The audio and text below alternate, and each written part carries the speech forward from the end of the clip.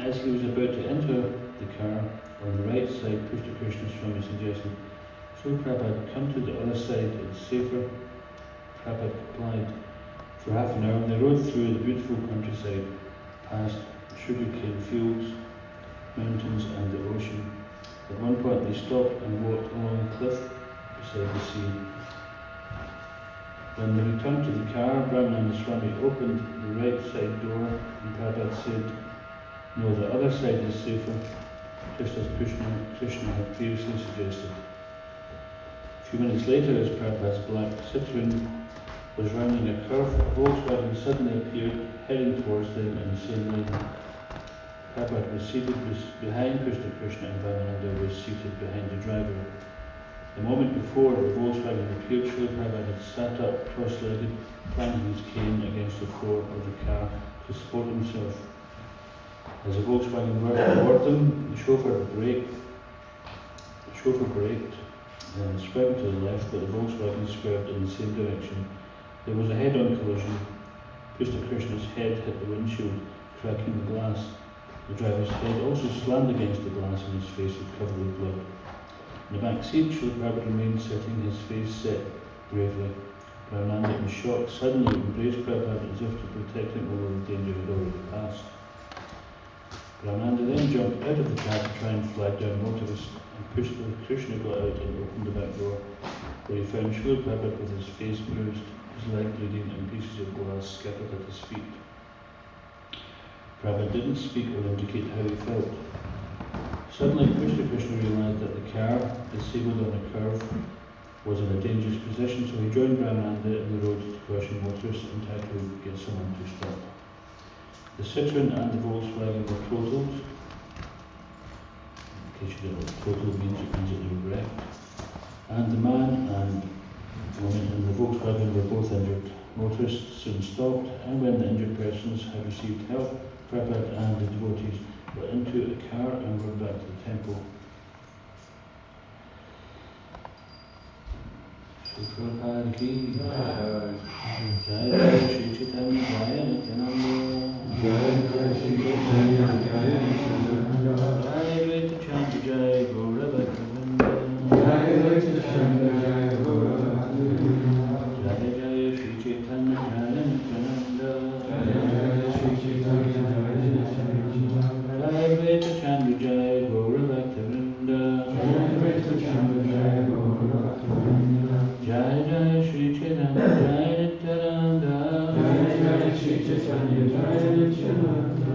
Jai Advaita Chandra Jai Gaura Bhaktivinoda. Jai Advaita Chandra Jai Gaura Bhaktivinoda. Hare Krishna Krishna Krishna Hare Hare. Hare Krishna Krishna Krishna Hare Hare. Hare Rama Rama Rama Hare Hare. Hare Rama Rama Rama Hare.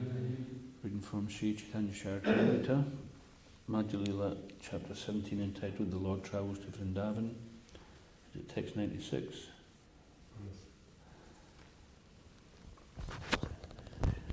Shad Darshana Vyakya Vina Kata Nahi Eta Sadarshana Vyakya Vina Kata Nahi Eta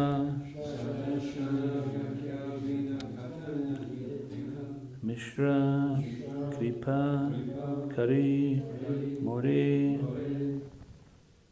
Shunana Krishna Kata Mishra Kripa Kari More Shunana Krishna Kata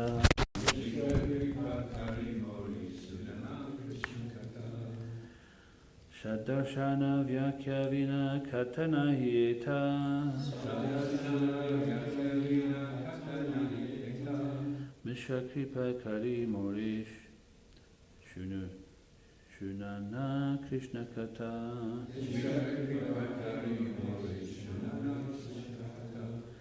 Shadarshana Vyakya Vina Katana Hieta Mishra Kripa Kari More Shunana Krishna Kata. Let's chant.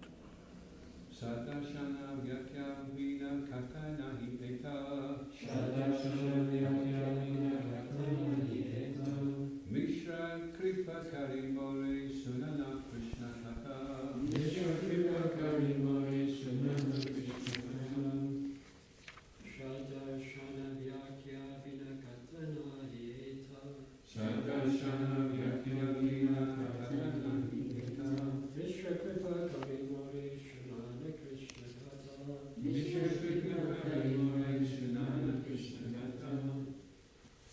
Saddashana Vyakyadina Katana Hieta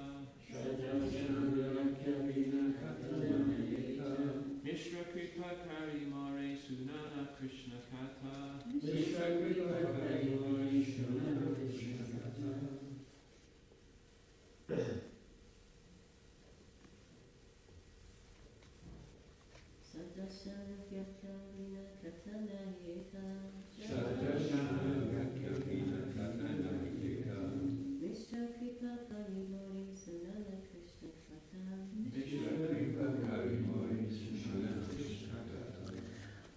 Shadarshana of the six philosophical theses.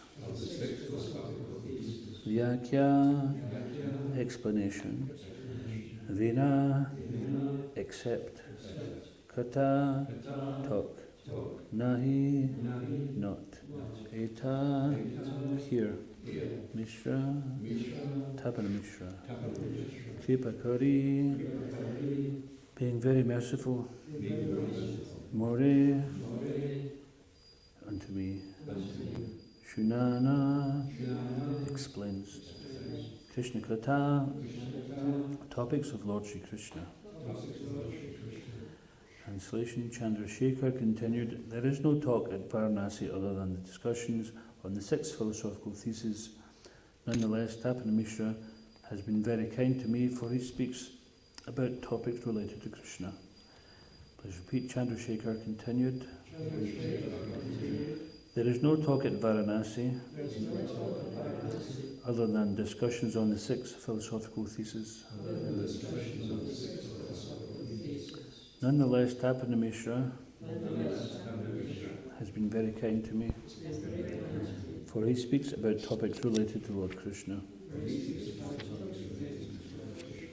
Sri Prabhupada's purport. The six philosophical theses are: 1. Vaisheshika, propounded by Kanada Rishi; 2. Nyaya, propounded by Gautama Rishi; 3. Yoga or mysticism, propounded by Patanjali Rishi; 4. The philosophy of Sankhya, propounded by Kapila Rishi; 5. The philosophy of Karma Mimamsa, propounded by Jaimini Rishi; and 6. The philosophy of Brahma Mimamsa or Vedanta, the ultimate conclusion of absolute truth, Janmadhyasya Yataha, propounded by Vedavyas.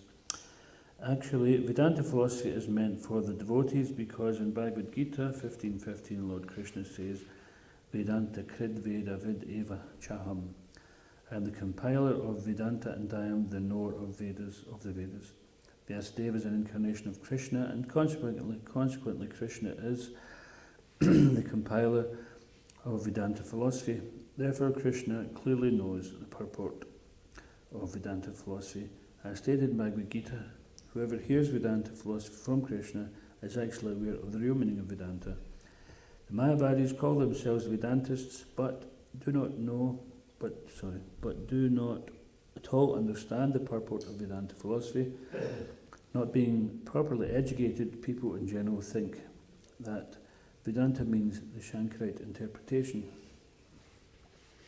Om Gyanantamarandasya Gyanantanapsalakaya Chakshunmilitamina Tasmai Shri Gurave Namaha Kam Karoti Vachalam Pangam Lagate Gadam Yakripatamam Vande Shri Gurim Nitarnam Jai Shri Krishna Chaitanya Prabhu Nityananda Shri Advaita Gadadhara Shri Vasadi Gaura Bhaktavrinda Hare Krishna Krishna Krishna Hare Hare Hare Ram Ram Ram Hare. Chandrasekhar continued, there is no talk at Varanasi other than discussions on the six philosophical theses. Nonetheless, Tapana Mishra has been very kind to me, for he speaks about topics related to Lord Krishna. So Chandrasekhar Acharya is very pleased to get the association of Tapana Mishra and hear about Krishna. Chandrasekhar, as mentioned earlier, that he was an old servant of Lord Chaitanya. So getting the association of devotees and hearing about Krishna, this is the foodstuffs which devotees survive on, hearing Shravanam Kirtanam. This is the very beginning of devotional service begins from hearing, and it continues with that. It's not that it begins like that and then we don't need to hear any longer. So we have to keep on trying to improve our hearing. That can be in many different ways.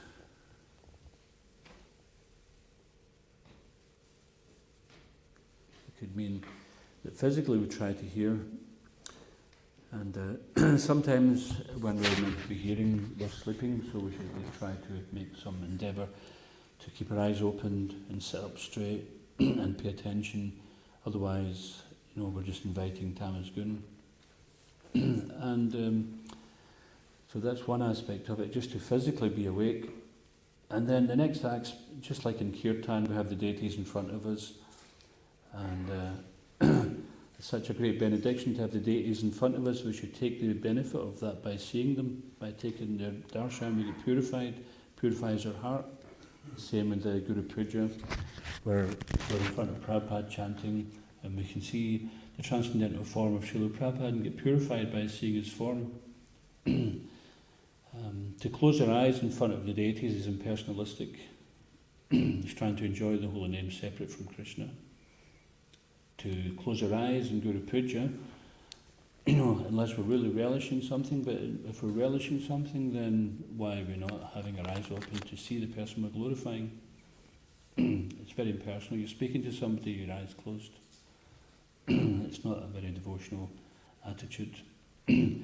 So these different small things will make a difference to our attentiveness and hearing, keeping our eyes open, sitting up in the position where we can be attentive to hearing, and then just trying to keep on bringing the mind back.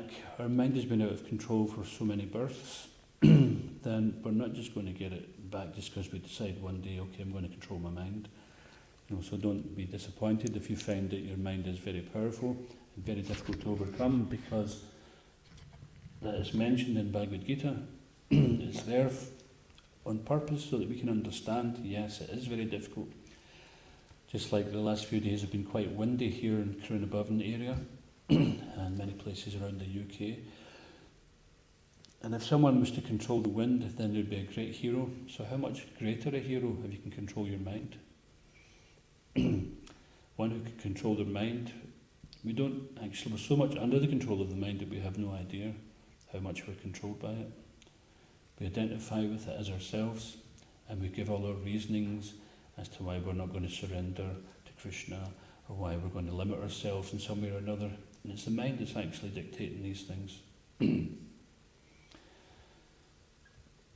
So attentive hearing, that begins with japa. If we keep on trying to bring our mind back, no matter what the mind is saying or what's coming up or what else is going on around about us, if we just try to bring our mind back to the holy name, and we do everything which is favourable for that. If we're sitting down and we're falling asleep when we're chanting, then we stand up. If we're still falling asleep when we're chanting, we walk up and down. If we're still falling asleep when we're walking up and down, we go and take some rest and then get back up and try again. Sometimes devotees are so tired because they work so hard that even we've experienced it, some devotees, they're trying to stay awake in their japa and they actually fall asleep walking, they walk into a wall. This is how sincere they are. They're really trying to hear the holy name despite the python of sleep trying to swallow us up. Who can conquer over the mode of ignorance. So this is known as Gudakesh. This is one of Arjuna's names. Gudakesh, to conquer over sleep. So these little things, like just like in yoga, they tell you to sit up straight, head erect, and stare at the tip of your nose, etc. Now, we're not asking everybody, like during japa, they should stare at the tip of their nose, or during class, they should sit cross-eyed with their eyes staring at their nose. But if we begin our japa with being attentive, then the other aspects of it will be attentive. The other aspects of our devotional life will be attentive, such as when we're hearing a lecture, or we're hearing some, either it's we're listening to somebody speak, or we're listening to some recording. It shouldn't just be some background music while the mind is in the foreground. We should be hearing attentively to the point where the mind becomes quieter and quieter. And this way, then the mind becomes our friend. When we try to defend the mind, then the mind is actually our enemy. And that very same mind is the one that will tell you, just like there's that story of the cream bun, which is used to be told, a devotee out on book distribution, and he may feel, or anyone, anyone who's a devotee, they may feel their senses attracted to something, they're smelling some hot bread or some cakes or something, and and then they decide to follow their senses, and they try to resist, but then they just give in. And then as soon as they eat it, they think, oh, maybe I shouldn't eat that, maybe there's eggs in it. Like there was one time a devotee actually made a mistake. He accepted some birthday cake in a situation where nobody else was accepting it. And he thought he'd been quite clever because he got there first and got a bit, and I says, there was eggs in that. Was there egg? Or I said, was there eggs in that? And he went and found out, yeah, there was. So, and then he was regretting it. So this is what the mind is like. It will just latch onto one of the senses. Even one of the senses in which the mind focuses on can carry away a person of steady intelligence, even of steady intelligence. So therefore, this process of sadhana bhakti means we have to put in a good effort over a good long period of time so that we can break down this conditioning. And when we break down this conditioning, then we can actually access the nectar for which we're always anxious. Otherwise, we're just anxious for the nectar because we're not getting it. And this hearing attentively also extends to our association with devotees. If someone's taking the trouble to say something to help you, then we should try to take that on board and take it as a loving exchange from the devotee. And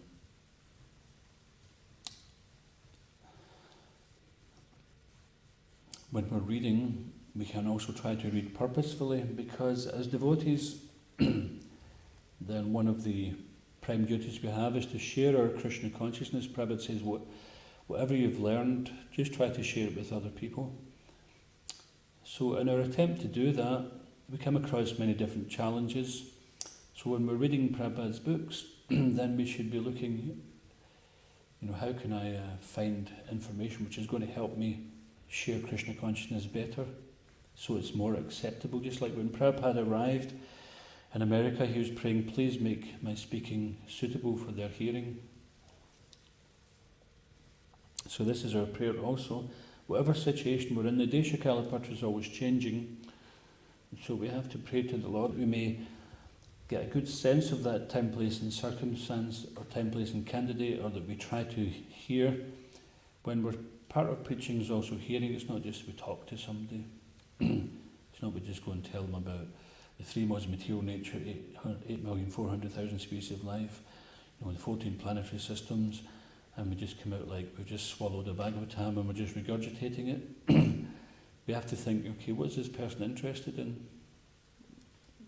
And find out about the person, and then through all the reading we've done, then we just quickly scan and find, okay, what is there I've read that is related to this person, which will help them better understand Krishna consciousness or become more favourable.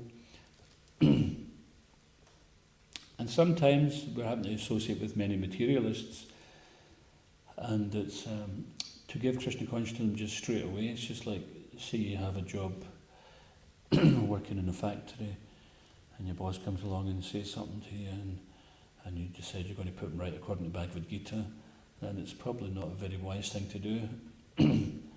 So we have to consider our time, place and circumstances, or sometimes we have neighbours or materialistic friends or work colleagues. So it's not necessarily that we can just blurt out some Krishna consciousness sloka. We have to basically make sure that the person is going to be more favourable by what we say. If the person is going to become more favourable by our words, then we say something, and if not, then we withhold. We set a good example, because by setting an example, then people will come to ask in due course, because everyone goes through difficulties in life, And when they see the devotees going through difficulties, even devotees go through difficulties. It's not that everyone who lives outside the temple is experiencing so many difficulties, but the devotees who live in the temple have no difficulties. Anyone who thinks like that, then news for you, it's not the case. We are all, whether we're living in the temple or whether we're living outside the temple itself, we're all part of ISKCON, we're all aspiring devotees, and we're all living in the material world. And the same process is there for all of us to take advantage of, which is beginning with hearing and chanting. So Chandrasekhar, he was feeling very grateful that he had the association of Tapana Mishra, where in the association in Varanasi, all he was hearing was about Mayavad philosophy. But Tapana Mishra was speaking Krishna Katha, or subjects about Krishna. Srila Prabhupada once said that the worst devotee is better to associate with than the best materialist, because at least the worst devotee is still a devotee. They'll remind you of Krishna. As a materialist, they may have so many other things going for them, even if they may be very polite and pious and all the rest of it, but if they don't speak about Krishna, then that association is not as valuable as associating even with even the one-day-old bhakta. So no matter how long you've been a devotee, whether you've been a devotee 1 day, 1 year, 10 years, 30 years, you should always be keen to hear anyone speaking about Krishna. Everybody's got their realizations, that's why they're deciding to follow the path of Krishna consciousness. And if we can tune into the realizations of any devotee, whether they're younger or senior or peers, then we can get enthusiasm, encouragement and inspiration from that. So our advancement in Krishna consciousness is directly related to our eagerness to hear. And when we're hearing, then all the other aspects will grow automatically. So just for example, say your service is Pujari, then you can hear from other more experienced devotees how to do it nicely. You're hearing from authority. And then once you learn the skill of doing that, then there may be some different challenges of the mind that comes in and tells you how to cut corners. And then you've got to be steadfast, say, no, I'm not going to give in to this. I'm just going to do it properly. And then we have to build on that. So doing the what do you say, the mechanics of it and keeping that in check is a good start. And then to do it with devotion, that's the important thing. So whatever service we're doing, and to do it with devotion means we're doing it for the purpose of, it's related to Lord Chaitanya Mahaprabhu's Sankirtan mission of spreading the holy name to all the living entities who are within our grasp to do so.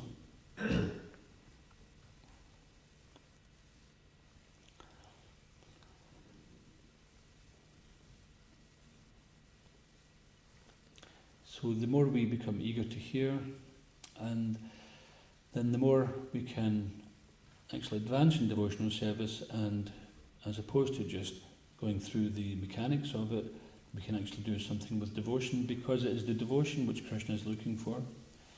He doesn't need, to him it doesn't really make much difference if we distributed 1 book or 10 books or 100 books.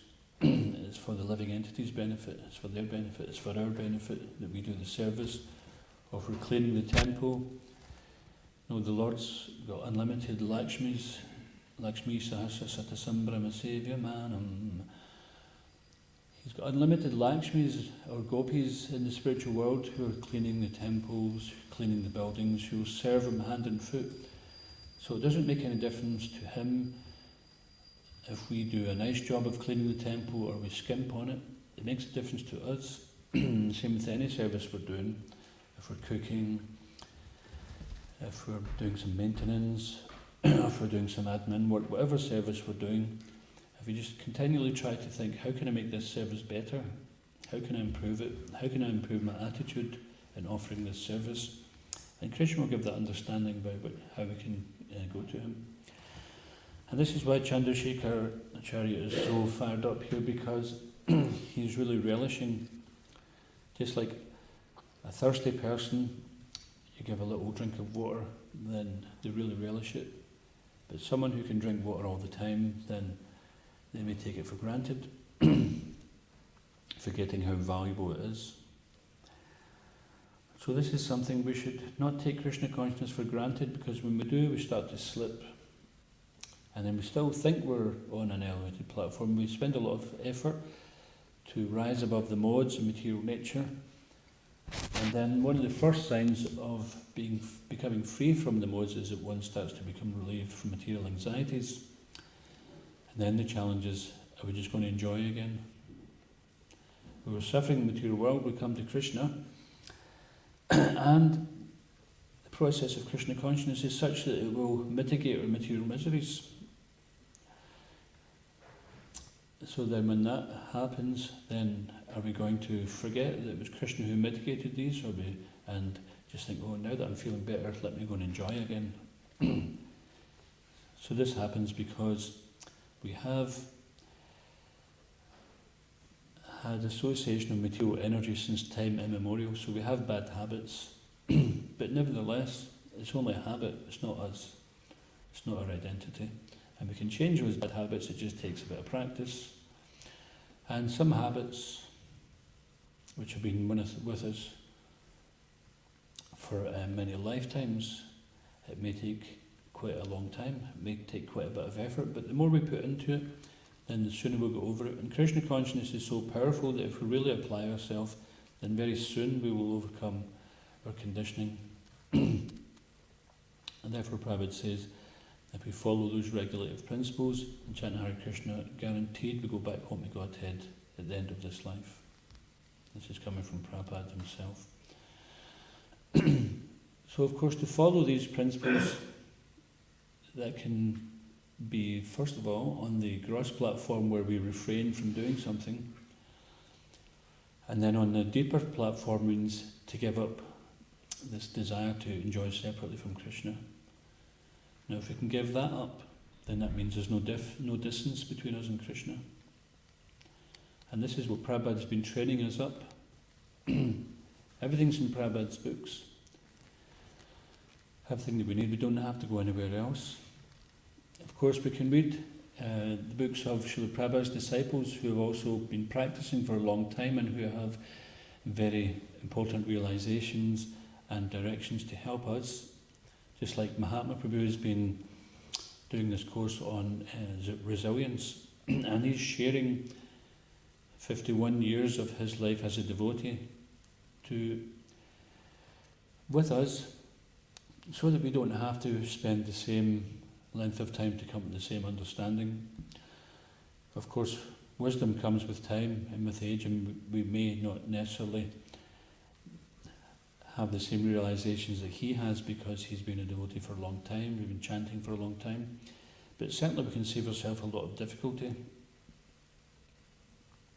Just like if someone was lost in a jungle and someone says, I know how to get out, just follow this marker and follow that. When you see that hill there, just keep going there, turn left at that river, and then soon you'll be out of the jungle.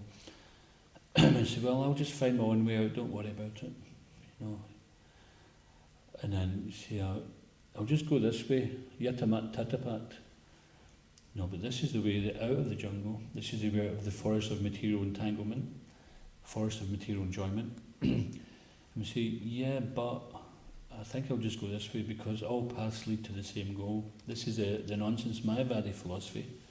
Yatamat tatapat, that all paths lead to the same goal. And the thing with Mayavadi philosophy is it's not practical. It's not practical to live in this material world with it. So, if,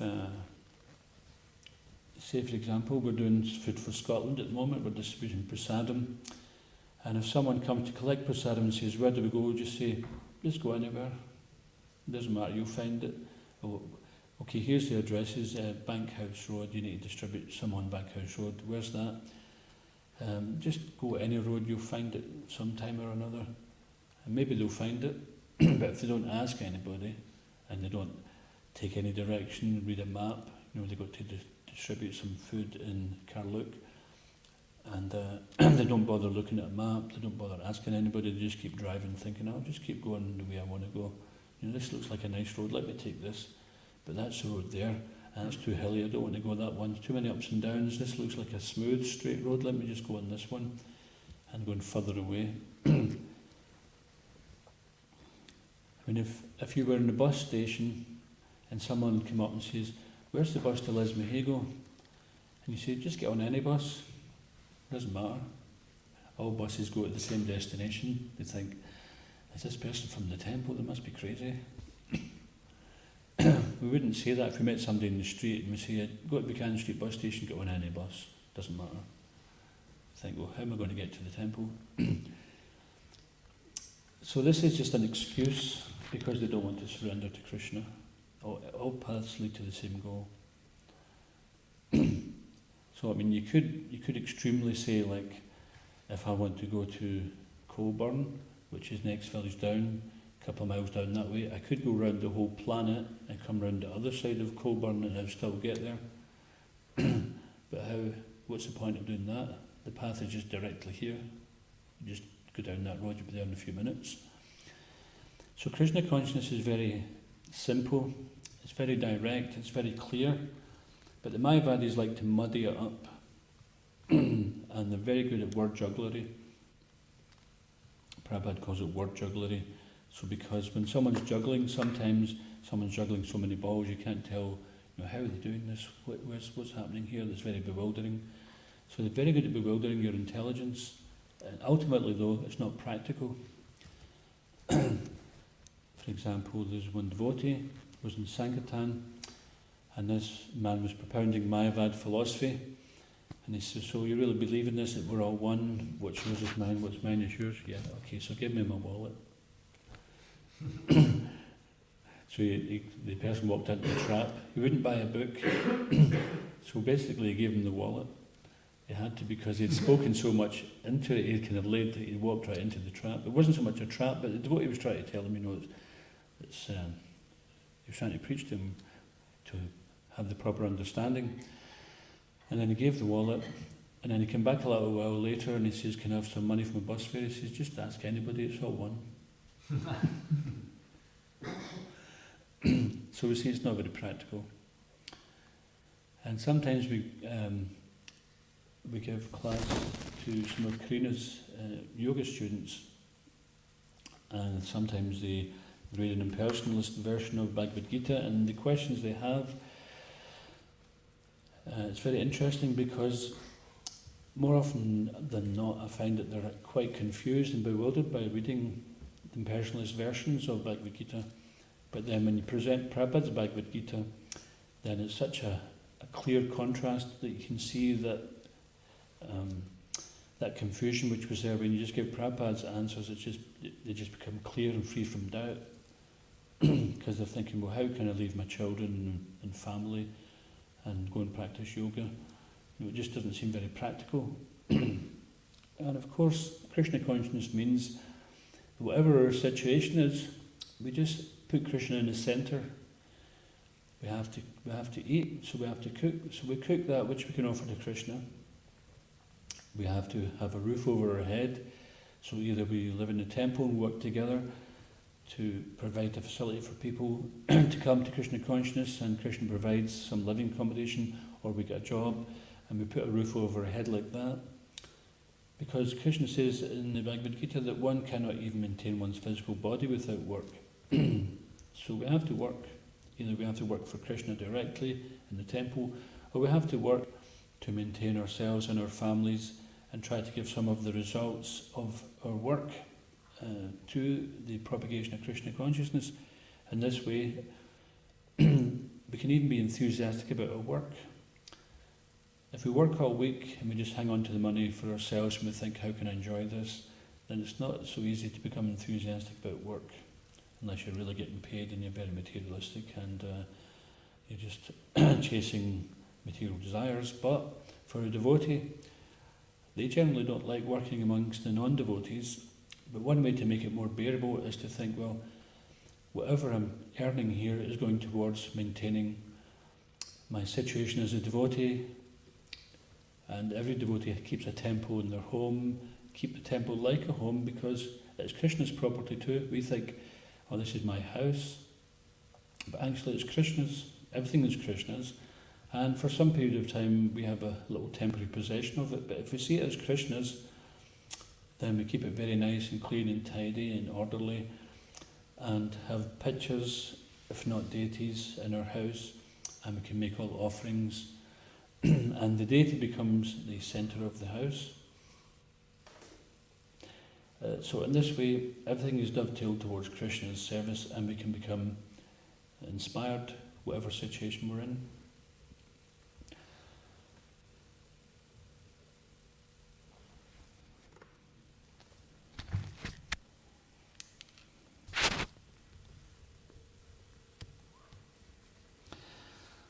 So this false propaganda that the Sankarite interpretation of Vedanta is the only interpretation, they think that is the genuine one, but actually it's not, because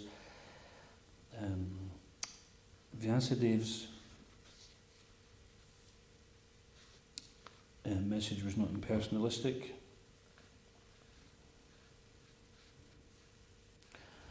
And Lord Shiva himself was saying to Parvati that in the Kali Yuga, I will appear in the guise of a Brahmin. I'll take the form of a Brahmin and preach covered atheism. And this is Shankaracharya. Lord Shiva became Shankaracharya and he preached this Mayavadi philosophy.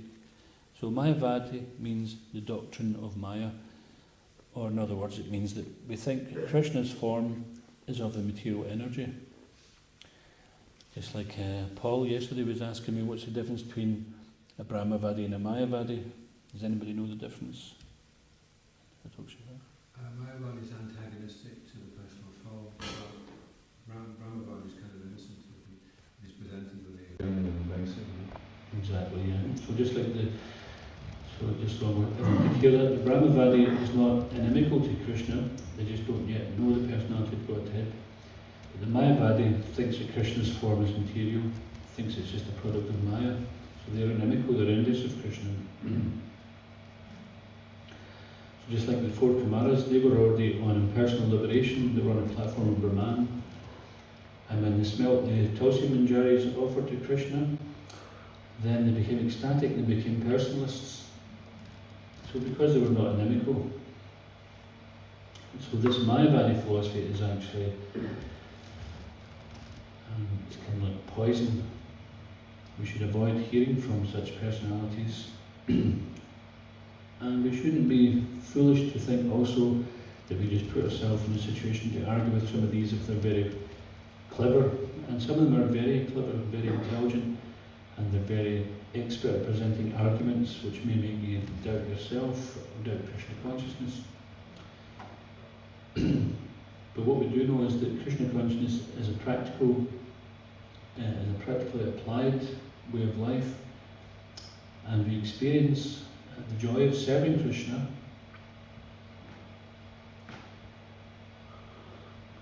And we see that everything is in relation to Krishna. Krishna is the supreme proprietor, well-wishing friend of everyone, and the ultimate friend of everyone.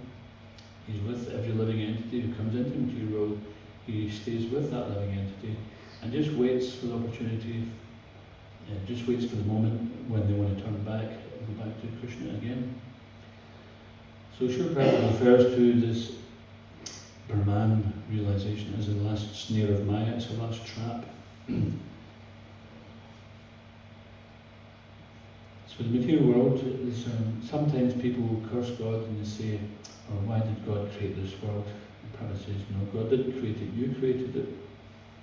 So in other words, it's here because we want it. We want to enjoy separate from Krishna. And by doing that, we get tangled in the complexities of Maya. But the good news is, actually, although it appears that we suffer and many other people suffer, is that we're actually all eternal living entities. And it's just like a dream. It is a reality in the sense it's a temporary reality. It doesn't actually affect the soul. But while we're in it, then it seems very real. Just like if you're having a nightmare and you're in that dream, then you're afraid. And then you wake up and you realise, oh, it was just a dream, but you're still a bit shaken from it. So while we're in this dreamlike state, then we do appear to suffer. We experience it like that, we perceive it like that.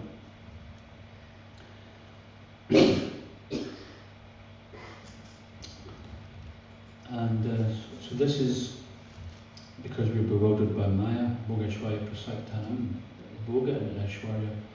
We're bewildered by sense enjoyment and material opulence. And we're here in the material world to try to enjoy separate from God, so we're all trying to be little controllers. And ultimately, the last snare of Maya is that you can become one with God, you can become God. So therefore Prabhupada calls it the last snare, or the last trap of Maya. And if we can avoid that, because in Chaitanya Charitamrita, Prabhupada explains that the highest pleasure in the material world is sex life, and liberation on the impersonal platform is millions of times greater than that. But unlimitedly greater than that is devotional service, because that is ecstatic. It never comes to a satiation. We never become satisfied. We're simultaneously satisfied beyond our wildest imagination, but we never lose our eagerness for Krishna consciousness. In fact, it becomes more eager. In the material world, when you hanker for something more and more, then you get more anxiety. But in the spiritual sense, when you hanker for something, then it's the opposite. You become more blissful, you become more enlightened and inspired. So for us, we're very fortunate we know all about this. We would never have found out this ourselves. But through Prabhupada's books, he's told us all about these pitfalls to avoid. And simply all we have to do is follow the guidelines he gives us, and our path is definitely sure for success. So just hold it, stop it there. If anyone's got any questions or comments. You were saying in the class that devotees take things for granted, and they also take each other's association for granted. And I was wondering, are all forms of antagonism ultimately due to Mayavad? Is it all due to some kind of Mayavadi philosophy? If there's any type of difficulty or taking things for granted, or it's because you've lost that kind of personal appreciation? If we don't appreciate, then, or if we feel antagonistic or hostile, then that means that we're lacking in appreciation.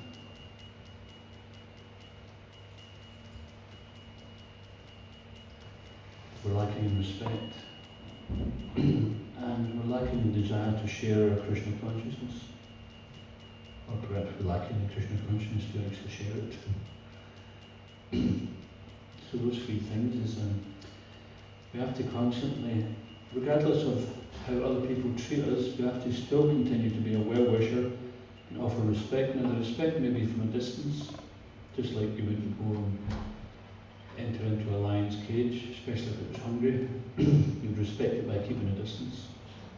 You can respect it's powerful, let's keep a distance from this. So we don't put ourselves in a situation which is going to harm us. For example, we don't take on the burden of ourselves. So we have to be, unless we make everybody in Scotland Krishna conscious before the end of our lifetime, then our life has been a complete failure. That is putting yourself in danger. We just work together as a team, cooperatively, and together we can do more than we can as an individual. And Krishna shows us that when we work together as a team, then the energy is much nicer, it's very straightforward, it's blissful. and the devotees are exchanging, talking about Krishna, talking about some devotee of Krishna while they're working. It's like, was it the Seven Dwarfs used to have that song, Whistle While You Work? So we're chanting while we work, we're talking about Krishna while we work. And this kind of work is not just some work, but if we just do it as something begrudgingly or see it as something material, then we wouldn't necessarily feel the best benefit of it, even though we're still doing it as more or less agyata sukriti. So the idea is to change our service from agyata sukriti to doing it in full consciousness. I was just wondering, Srila Prabhupada breaks down material attachment, and one of the things he says is the conception of void that underlies the frustration of life. So that seems to be like a blanket cover for any it's like a kind of Mayavadi thing, that you're not able to make sense of this, to see Krishna's hand in it, and so then there's frustration and a lack of appreciation. So it's like, so is that right? You can kind of group all of those different problems under the heading of being a Mayavadi, although you may not, espouse the philosophy, but you're still affected by that attitude. Well, the devotees did ask Prabhupada once, Prabhupada, you're preaching against this impersonalists, but we don't see them, where are they? We don't see any impersonalists, you are them. You're the impersonalists. Mm-hmm. We don't realise how impersonal we are. And even those who are brought up in the West with a Western religious upbringing, the Western religious concept of God is impersonal as well. I think it's mainly is it the Greek philosopher Origen? Remember, you know him? He was the one who mainly the Western religions and philosophies were based on. So they can accept a God, but they don't know anything about the personality of God. So even if we try to be religious, then the best we'll come up with is some impersonalistic spirit or some faceless God. Sometimes we used to get these little tracts given to us on the street with a picture of some big giant on a throne but they have no face. So this is because they have no information. But in Krishna conscious literature we'll find so much description about Krishna's form in great detail, and Krishna's pastimes, his associates, his abode. There's so much knowledge there, you won't find anything anywhere else with more detail. Either it's a really, really good story, but if you think even if it's a good story, it's like, who could have made up such a story?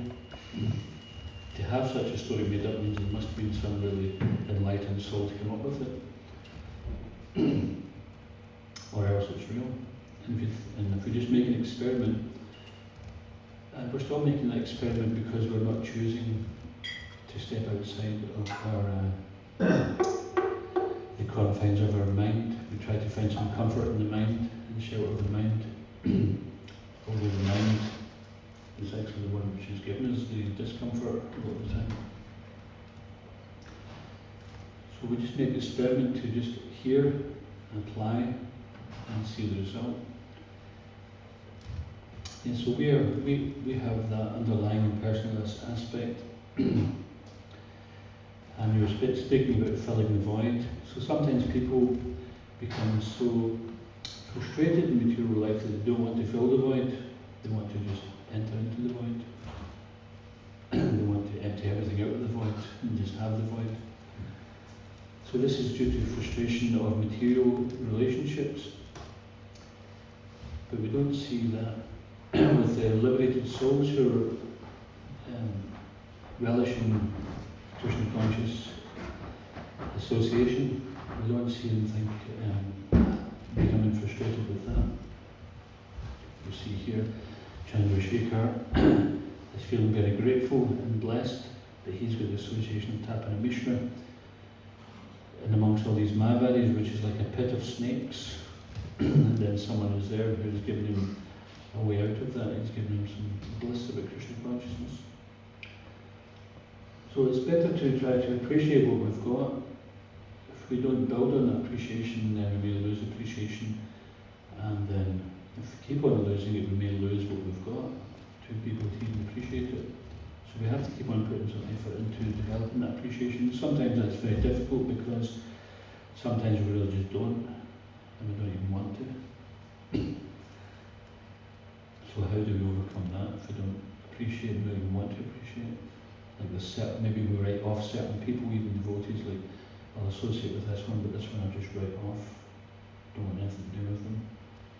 How can we justify that? Well, that whole subject of changing your habit by practice and then not being discouraged because it won't happen. Practice Siddhanta refers to as it's actually a form of impatience. So if you become impatient, that it's not happening as quickly as you want it to, or you're not feeling the appreciation as much as you want to, and then you decide to just abandon the whole thing, but that's born of impatience. So you have to be in it for the long haul, Mm-hmm. So basically what Hope's just saying is Rupa Goswami, he mentioned that patience is one of the things which a devotee has to practice to ensure success in devotional service, and Bhaktivinoda Thakur says that losing appreciation for devotees is due to impatience. So because we think, oh, they're not advancing quick enough, they're not responding quick enough. Of course, we shouldn't treat other devotees like that, just say, you're just intolerant of me because you're impatient. That's a demoniac way to think, that's not a devotee way. If we upset a devotee, we should be thinking, oh, what have I done? I should apologise for that. Not, oh, they're upset, it must be in the modes. Actually, so to be impatient means also that the mode of passion is acting. And then from the mode of passion comes the mode of ignorance, where despondency comes. So therefore we have to associate more with the mode of goodness and the way of thinking and the way of acting in the mode of goodness. So that's described in great detail in the Bhagavad Gita, the divisions of faith and the three modes of material nature. And fortunately, the devotees largely they're not associated with the lower modes, because we rise early, we take a bath, we chant all the names, we take prasadam. So in many ways we don't associate with the lower modes. But still, in Kali Yuga, the modes of passion and ignorance are very prominent, so they do push us, they do have an effect on us. Therefore, we have to keep on endeavouring to practice as a devotee, and practice makes perfect. Okay, anything else, or should we just finish there? Next one to make a little comment was there's an expression that psychologists use called counter-transference. And counter-transference is that you project your problem onto somebody else. So you were saying it with Krishna consciousness, if you analyze somebody else and say, oh well, he's being impatient, that is actually you sidestepping the issue, because you're the item that you're supposed to be examining and dealing with, unless you're looking after people.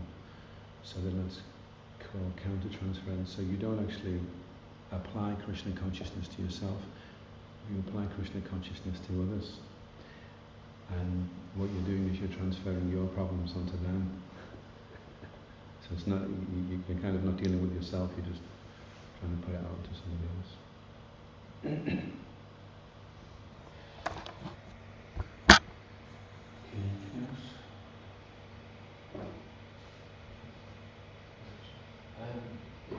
Like preaching, say Sankirtan, you have to talk with people who are maybe not interested in Krishna, or maybe innocently not so, or maybe enviously not so.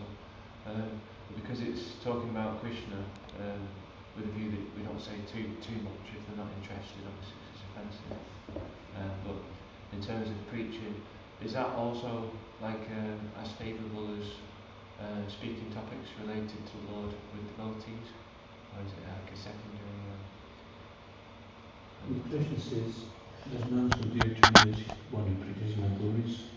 So if you go out of your way, Prabhupada says that the devotees of the Krishna consciousness movement undertake all risks to spread Krishna consciousness. Yeah.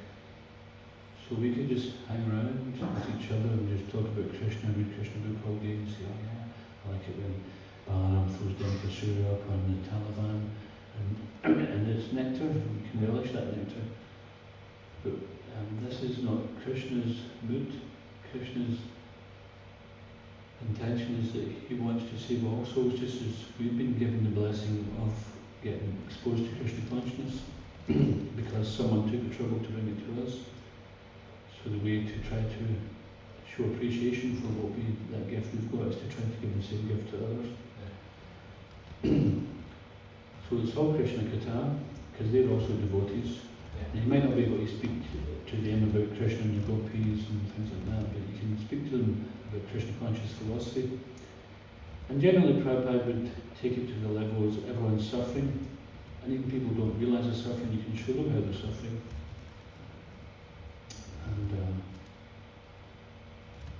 And then if you can plant a seed in there which helps them to understand that this material world is a place of suffering. Because sometimes there's such an illusion that they don't think they're suffering. And they've got such an ego they won't admit to the fact that they're suffering. Because they think it's weakness or something. But you can become very dear to Krishna by trying to take the message to them. So it's certainly not less than.